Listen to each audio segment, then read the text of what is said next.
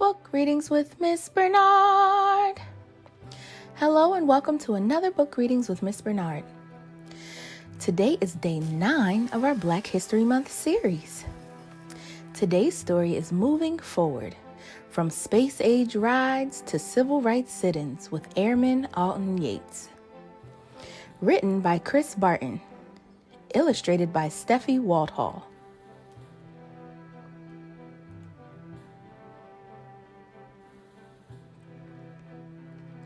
When Alton Yates was growing up, he had a neighbor living right next door who had gone to war in 1918.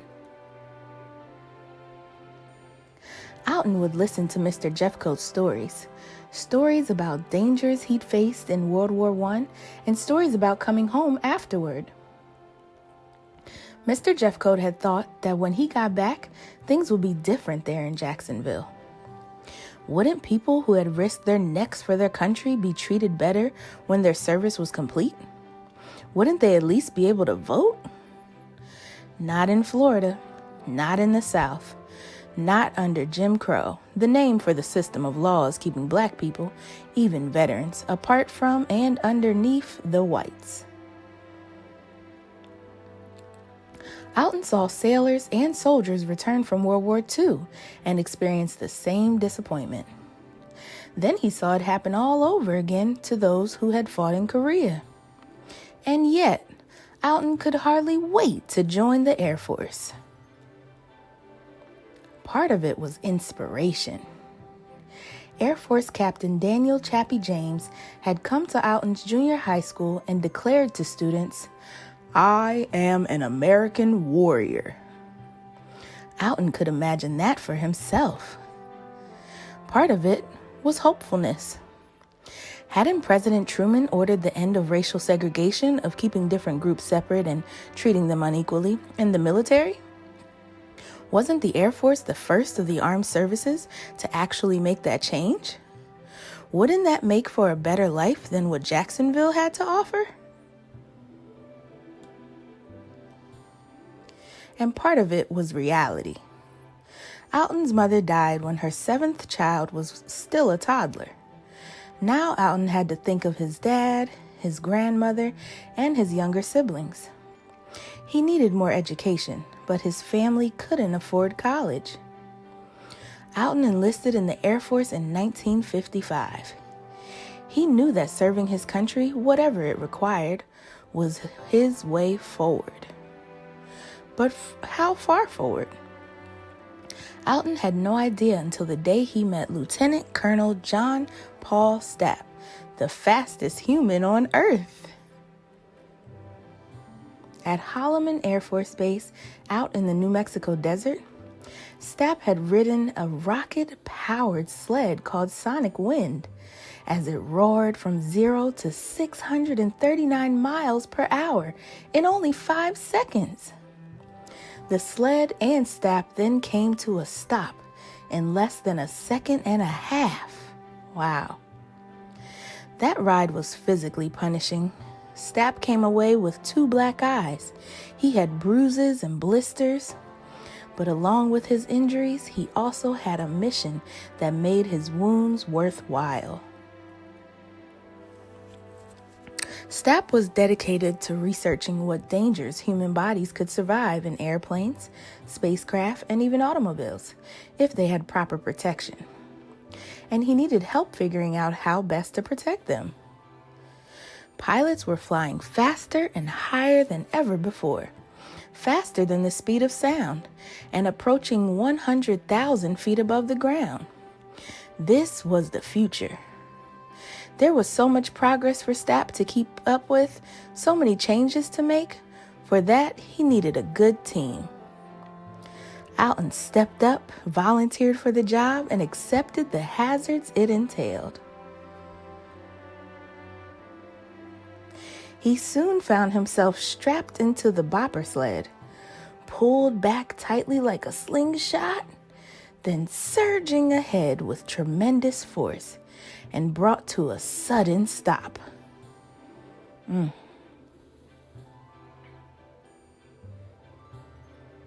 Other experiments had Alton slamming into a water break. spinning around,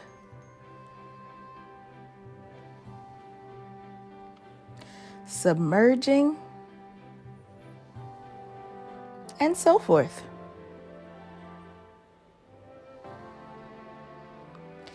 Alton experienced sharp pains during some of those tests. His aches could last for weeks, but warriors should not expect to always walk away unscathed. Besides, he didn't mind the sacrifice. In fact, he loved this life, the contributions made by the team, the bonds they formed. After 4 years in the Air Force, Airman Second Class Alton Yates was ready for more. One day, though, his grandmother called from Jacksonville.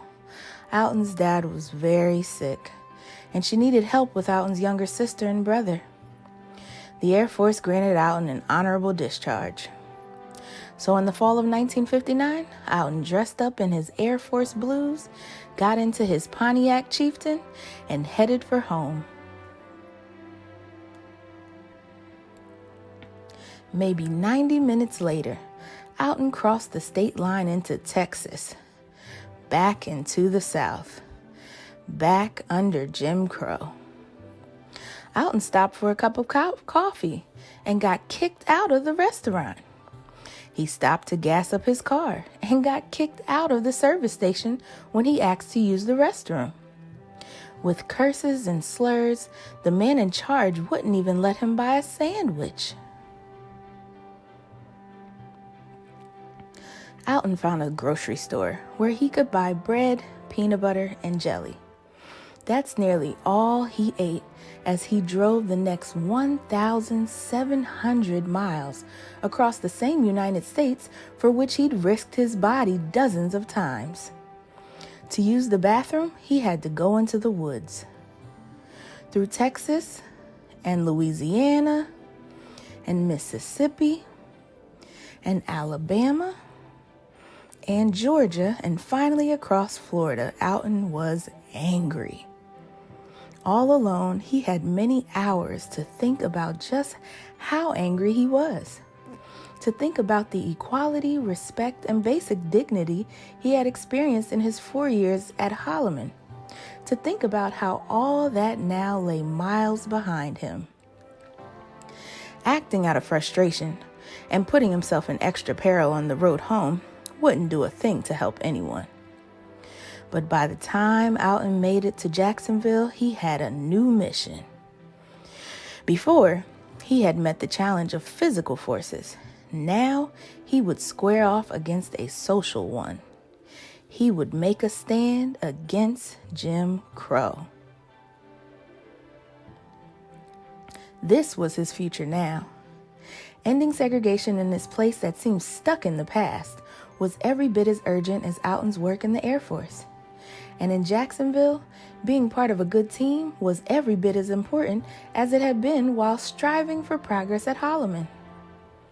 After his dad died, Alton got active in an organization called the NAACP Youth Council, working alongside other young adults and teenagers.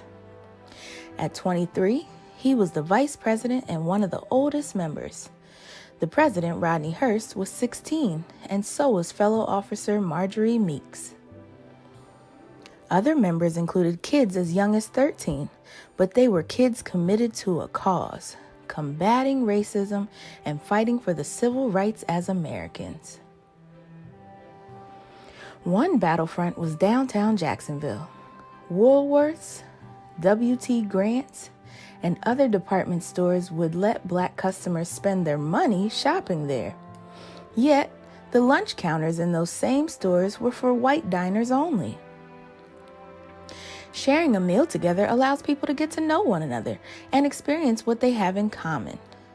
But Jim Crow kept those who weren't white from being seen and known and treated as people. In August 1960, the Youth Council strove to put an end to that by staging Saturday sit-ins.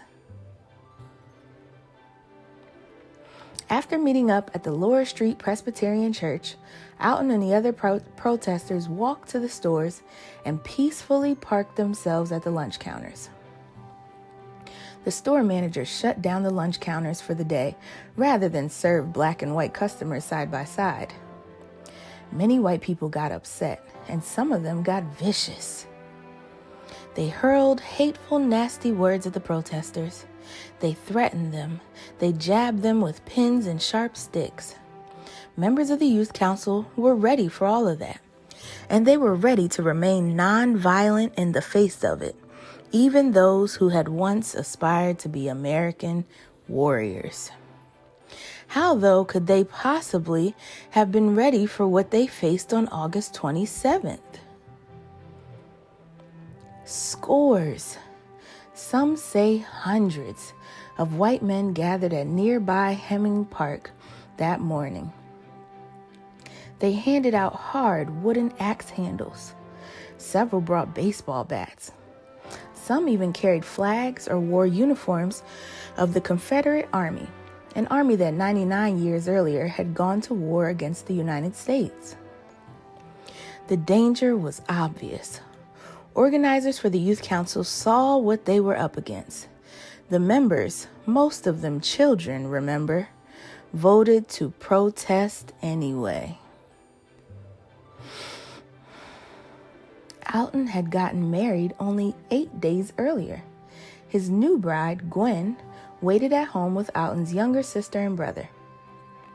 They had no idea of the confrontation that was unfolding downtown.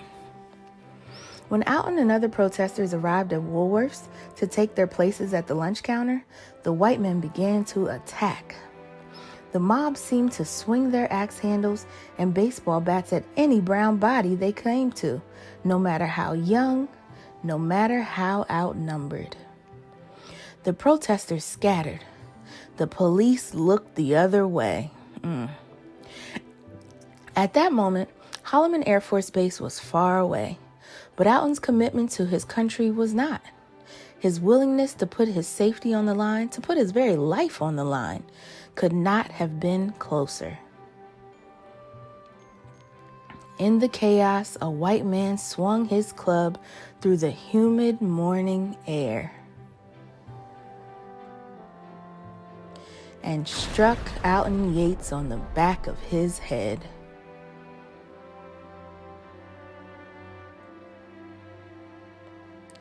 "57 years later, at the dinner table with Gwen in their Jacksonville home, Alton Yates touches the scar from that blow. Since Alton acquired that scar, spaceflight took properly protected Americans to the moon and back. John Paul Stapp's research, including the pains and aches endured by Alton and others, made car travel much safer. Chappie James, who so inspired Alton, became the first African-American 4-star general." The sign here says, "It was not fast or easy, but Jacksonville institutions have progressed from pretending Axe Handle Saturday never happened to honoring the NAACP Youth Council's fight for civil rights." That's some word, fight. Same with warrior. Being a warrior doesn't mean being violent. And a person's willingness to be violent doesn't make their cause noble or right or worthwhile. But a willingness to fight for what's just and what's fair, that willingness is what has made the United States of Alton Yates' life a work in progress. Sometimes the progress is hard to see. Sometimes things may seem to be moving backward, but Alton remains optimistic. From where he peacefully stands, that forward motion continues. The end. Wow. How brave and fearless. Wow. From being in the Air Force to being on the front lines in the civil rights movement. Wow. And we all have them to thank. And Colonel Stapp, the fastest man on earth, we all have them to thank because they broke records and they have invented many safety devices that keep us safe in cars and aircrafts today. In the back of the book, you'll see here a timeline displaying important events that occurred in America during Alton Yates' life. And here you see Mr. Yates with his wife Gwen and the author of this book in 2017. Then here are some photos of Alton Yates when he was in the Air Force in 1956, and here performing safety tests and participating in peaceful protests in 1960. All right, thank you for listening to another book reading with Miss Bernard. If you enjoyed this story, like and subscribe to my channel, and hit the bell to be notified when I post a new story.